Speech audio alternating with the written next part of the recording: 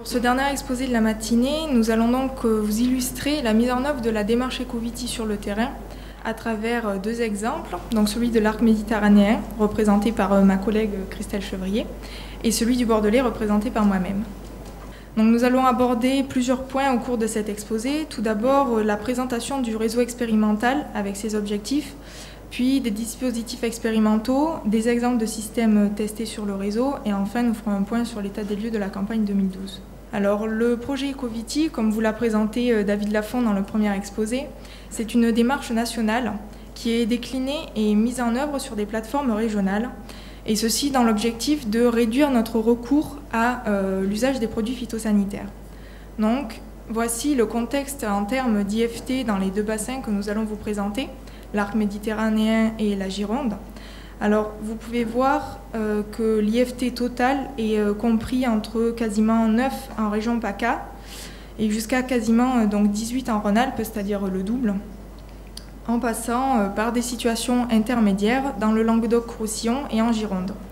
Concernant l'IFT herbicide, il est aux alentours de 1, excepté en Rhône-Alpes où il est plus proche de 2. Donc, vous pouvez voir à la base des situations en termes d'IFT contrastées dans les différentes régions dans lesquelles nous avons implanté les essais. Pour vous situer le réseau bordelais, alors il est représenté par 4 partenaires, les PLEFPA Bordeaux-Gironde, l'INRA, l'Institut français de la vigne et du vin et la Chambre d'agriculture de la Gironde. Le réseau est constitué de 7 plateformes expérimentales qui regroupent 10 parcelles. Et vous pouvez voir que ces 10 parcelles représentent des situations variées en termes d'appellation, puisque on a de l'IGP, de l'AOC Bordeaux, mais également des AOC que l'on peut qualifier de haut de gamme. Sur l'arc méditerranéen, le réseau est composé de 8 partenaires, des chambres d'agriculture départementales, la chambre d'agriculture Languedoc-Roussillon, l'INRA Montpellier-Supagro et l'Institut français de la vigne et du vin. Le réseau est composé dans l'arc méditerranéen de 8 plateformes expérimentales qui regroupent 13 parcelles. Et vous pouvez voir ici également qu'elles couvrent des appellations diverses. Alors les objectifs du réseau, ils sont multiples. Comme ça vous a été présenté précédemment, la démarche Ecoviti prévoit tout d'abord une conception de système de culture à dire d'experts. Donc, les objectifs du réseau de parcelles expérimentales, ça va être de expérimenter ces différents systèmes de culture qui vont présenter différents niveaux de rupture en termes d'objectifs de réduction des pesticides. Donc, le premier point pour pouvoir atteindre ces différents niveaux de rupture, c'est de pouvoir s'autoriser les prises de risque sur les parcelles expérimentales. S'autoriser les prises de risque, ça veut dire quoi? C'est par exemple avoir des seuils d'intervention différents pour le déclenchement des traitements phytosanitaires. Une fois ces différents systèmes de culture mis en expérimentation, nous allons chercher à évaluer leurs performances, mais également à les adapter d'année en année, d'où le deuxième point qui est de pouvoir garantir la conduite des expérimentations sur le long terme. Et il faut savoir donc que pour les deux bassins que nous vous présentons, les essais ont pour vocation de durer jusqu'en 2017. Ensuite, lors de la constitution du réseau expérimental, nous avons cherché à localiser les parcelles afin de représenter les différents types de production présents dans les bassins viticoles. Et nous avons également cherché à construire un partenariat entre la recherche, le développement et l'enseignement, comme vous avez pu le voir à travers les partenaires qui constituent le projet. Concernant les dispositifs expérimentaux, alors, sur le Bordelais, ils sont de 2 types. Il y a une plantation spécifique et des essais sur vigne en place. Concernant la plantation spécifique, elle concerne donc les parcelles de l'INRA qui ont été plantées en 2011. Vous pouvez voir qu'il y a une parcelle qui est classée en vin de table parce que c'est une variété résistante et 2 parcelles qui sont en AOC Pessac-Léognan. Concernant les autres parcelles du réseau qui sont donc sur vigne en place, elles sont suivies par les opérateurs du Vinopole Bordeaux-Aquitaine et sont sur des appellations diverses. Dans l'arc méditerranéen, toutes les parcelles sont sur vigne en place, mais quelques remarques donc, par exemple pour les parcelles qui sont en rouge, dans l'AOP Coteaux du Languedoc, elles sont suivies conjointement par l'INRA et la Chambre d'agriculture de l'Hérault, mais elles sont mises en place sur le domaine du chapitre, donc de Montpellier-Supagro. Et concernant la parcelle en AOP Côte-du-Rhône suivie par l'IFV, elle est mise en place sur l'exploitation du lycée agricole d'Orange. Donc deux types de dispositifs, donc deux types de comparaisons différents sur les dispositifs sur vigne en place, qui représentent donc la majeure partie du réseau. Le nouveau système testé est comparé au système témoin de l'exploitant et les parcelles sont sur ce dispositif-là, suivant les sites, d'une surface entre 0,2 et 1 hectare. Sur la plantation spécifique, le dispositif est différent parce qu'il est randomisé. C'est-à-dire que pour chacun des 3 systèmes, chaque système est répété 3 fois sur 3 blocs de 0,2 hectares. Donc au total, chaque système représente 0,6 hectares et les 3 prototypes vont être comparés entre eux et non pas à un témoin. Donc je vais laisser la parole à ma collègue. Merci. Donc, concernant les niveaux de rupture et des leviers, 3 groupes de prototypes sont proposés dans les deux bassins. Un prototype, donc production intégrée, avec donc un nombre de systèmes variables suivant les 2 bassins, qui va de 3 sur l'arc méditerranéen à 8 sur le Bordelais, avec pour objectif une réduction de 50% de l'IFT. Il y a une partie agriculture biologique également, avec sur le cas de l'arc méditerranéen une réduction de 50% de l'IFT et au niveau des prototypes bordelais donc de réduire les doses de cuivre et de soufre pour atteindre dans un premier temps, je pense, une réduction de 20% donc de l'IFT. Et un 3e type de prototypes qui sont à peu près semblables, bordelais, donc qui est le 0 pesticide, et c'est un système, c'est donc les vignes en plantation, avec une absence de produits phytosanitaires. Et sur l'arc méditerranéen, donc c'est un prototype qu'on avait initialement proposé, enfin nommé, je veux dire, biocontrôle, mettre en place des dispositifs de biocontrôle sur les parcelles. Il y a donc une liste de produits donc biocontrôle qui est sortie, je crois, en juillet ou en septembre. Et manque de chance pour nous, donc les produits que nous avons utilisés n'entrent pas dans cette liste officielle. Donc on va réfléchir pour renommer notre dispositif. Mais bon, on tendra toujours vers le biocontrôle. Voilà. Et pour jouer donc sur les niveaux de rupture, on va s'appuyer sur plusieurs leviers que nous avons classés donc sur les combinaisons possibles. Donc on jouera sur les résistances variétales, les modes de conduite, les méthodes culturales, les règles de décision innovantes et la gestion des produits phytosanitaires, la prophylaxie et les produits alternatifs, donc ceux de biocontrôle et de SDN. Ce qui donne donc dans le cadre du Bordelais, donc vous voyez, on retrouve la rosace de tout à l'heure.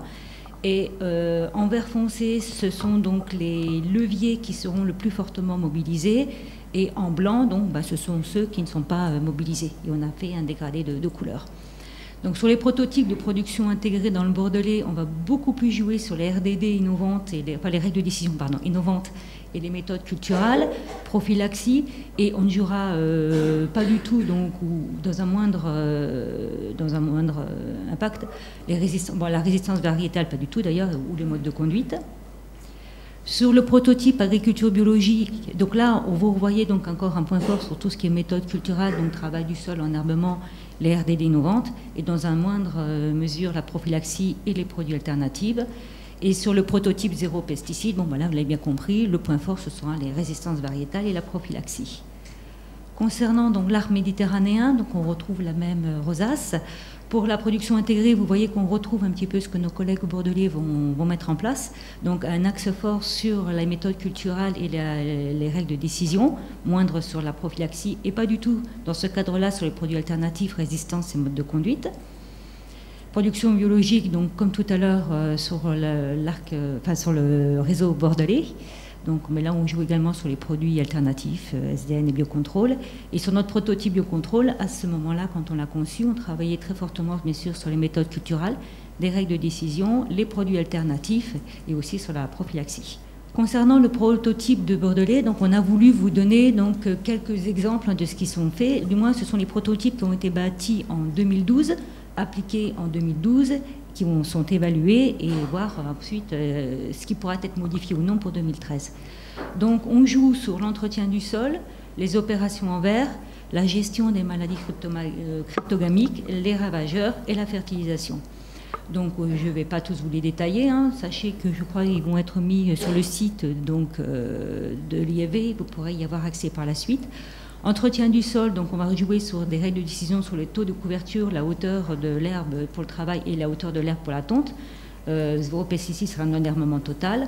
Et ensuite, vous voyez, par exemple, si je prends la gestion des maladies cryptogamiques, on va combiner ce qu'on a vu tout à l'heure, donc optidose, et aussi d'autres dispositifs qui sont mis en place, le pod médium notamment, en bio, le médium bio, etc.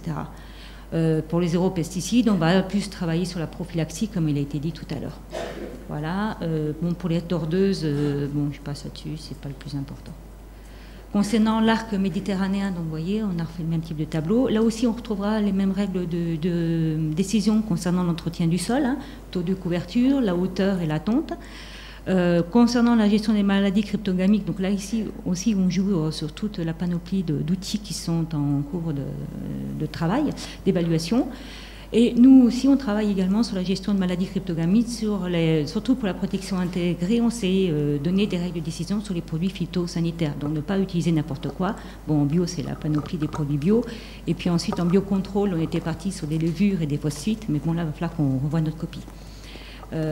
Sur la gestion des ravageurs, parce que c'est un problème étant de chez nous, donc on supprime carrément la G1 et la G3 des fois elle va être supprimée, et on est quand même en zone de flavescence dorée, même très fortement, surtout sur le sud de l'arc méditerranéen, et donc ce qu'on est en train de mettre en place sur des parcelles qui n'étaient pas encore en aménagement de la lutte, on va mettre en place les GEDON pour diminuer donc les traitements flavescence de 3 à 1. Donc là, on fera un gain. Donc, concernant le fonctionnement du réseau sur la campagne 2012, le premier travail a été tout d'abord de définir des indicateurs pour nous permettre d'évaluer les prototypes mis en place. Sur ce point-là, un effort particulier a été fait sur les protocoles afin qu'au sein de chaque bassin, tous les partenaires travaillent sur des protocoles communs. Ensuite, nous avons défini des indicateurs afin de piloter donc, les itinéraires techniques. Ces indicateurs s'accompagnent de règles de décision. Et nous avons fait un travail d'écriture, nous avons formalisé très précisément ces règles afin de piloter les systèmes, et ceci pour chaque opération de l'itinéraire technique. Et enfin, donc, ce qui a occupé la majeure partie de la campagne, ça a été la conduite des systèmes en parallèle de l'enregistrement des données. Et sur ce point, donc, le fonctionnement est le suivant, c'est que chaque partenaire est responsable de sites différents, et il y a une personne qui est responsable de l'animation et de la coordination du réseau au sein de chaque bassin. Donc, je vous ai dit que nous avions défini des indicateurs. En voici quelques exemples de ceux que nous avons suivis sur le réseau en 2012. Alors, ce qui est intéressant de noter, c'est qu'on fait une analyse multicritère des prototypes mis en place, c'est-à-dire qu'on va s'intéresser à des facteurs agronomiques, environnementaux, économiques et sociaux. Alors, à travers les facteurs agronomiques, on va s'intéresser à la plante, mais également à sa production, notamment à travers son rendement en termes de qualité et de quantité. Nous nous intéressons aux bioagresseurs, par exemple à travers les dynamiques d'évolution des maladies, et également au couvert végétal et au sol des parcelles que nous suivons.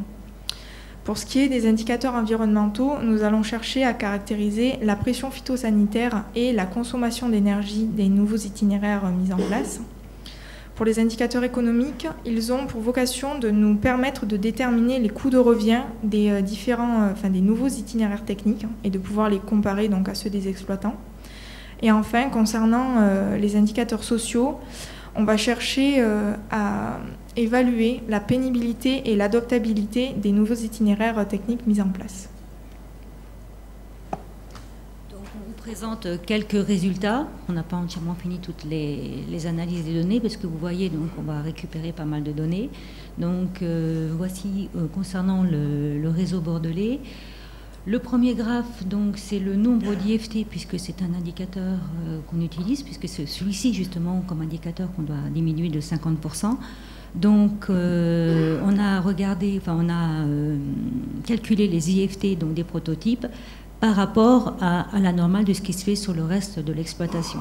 Donc, pour vous expliquer, si je prends le site 1, merci. Donc, on constate que l'IFT du prototype est inférieur à 10, mais que l'IFT total, alors attendez, IFT total, c'est donc, bon, ici il est normalement herbicide, insecticides, puisqu'il y a de la lutte avec la flavescence dorée, et fongicides. Et l'IFT donc, du prototype est inférieur à 10. L'IFT de l'exploitation sur lequel a été placé le prototype est environ, on va dire, de 20, si bien qu'on arrive à une réduction de 54%. C'est comme ça qu'on a raisonné dans un premier temps. Donc pour chaque prototype, on a fait ce calcul. On vous l'a représenté ici parce que c'était peut-être ce qui était le plus parlant. Et on voit donc dans de nombreux cas, on arrive à atteindre les objectifs qui sont fixés, mis à part pour le site 7, mais ce qui est tout à fait normal parce que c'est celui-ci qui a été planté en 2011. Donc ça, après, on verra en 2011. Oui, 2011. Et ensuite, au niveau de l'arc du Bordelais, donc, ils ont fait un bilan des dégâts sur grappes à la récolte, en notant donc le pourcentage d'infestation mildiou, oïdium et botrytis. Et on peut corréler, donc, si je prends toujours mon site 1, où j'ai une baisse de 54%, eh bien, on voit donc qu'il y a eu principalement donc, au niveau des grappes des dégâts de mildiou, et je crois d'ailleurs peut-être un petit peu au niveau du témoin de l'oïdium. Constat, on voit que sur le prototype, l'attaque est plus importante, on pourrait dire, au témoin, mais après, reste à savoir si économiquement c'est viable. Si le produit obtenu permet une rentabilité économique, c'est vrai que ça peut devenir un prototype intéressant. Bon, je ne vous fais pas tous les prototypes, hein, parce que là, on en a pour longtemps et on nous a limité en temps. Concernant l'arc méditerranéen, donc, on a refait la même méthodologie que je vous ai expliqué tout à l'heure, donc avec les IFT. Donc on a, si je prends, je vais essayer de vous trouver celui-ci, ou ces deux-là par exemple, qui sont en production intégrée dans l'Aude et dans la Drôme. Alors quand on a parlé Rhône-Alpes, c'est pas toute le Rhône-Alpes, précision, ce n'est que la Drôme qui a les mêmes conditions pédoclimatiques que PACA et Languedoc-Roussillon. Donc là, on voit donc un IFT total qui est donc de 6 de l'un, 4 de l'autre. Et donc dans l'Aude, où le domaine de Cazes est plus côté océanique chez nous, donc on arrive à un IFT donc, qui est à peu près de 12,5, à savoir que là, ils sont à un traitement flavescence dorée parce qu'ils sont en aménagement de la lutte depuis plusieurs années et que ça a permis donc de passer de 3 à 1. Dans le cas de la Drôme, donc ils sont à 8,5 ou presque 9, pardon. Et là, il n'y a pas de traitement flavescence dorée puisque c'est en zone non flavescence dorée. Si je prends un autre exemple, hein, en biocontrôle, donc sur le domaine ici, par exemple de biocontrôle, ça c'est Supagro. Donc c'est le domaine du chapitre à Villeneuve-les-Maguelones près de Montpellier. Donc une autre condition, un cadre de contrainte. Donc là, effectivement, les IFT sont supérieurs, mais il faut savoir, là vous retrouvez aussi Supagro, qu'ils sont en zone donc flavescence dorée avec 3 traitements obligatoires, et on n'a pas pu y déroger, mais qu'en 2013, ils passeront en aménagement de la lutte et ils pourront donc facilement réduire leurs IFT. Sachant que quand même, on voit qu'on n'a peut-être pas atteint les objectifs initiaux, mais on n'en est pas loin. Donc voilà, après, alors nous, on n'a pas fait de notation sur grappe en termes de mildiou, oïdium et botrytis. Bon, botrytis, chez nous, c'est pas vraiment un problème.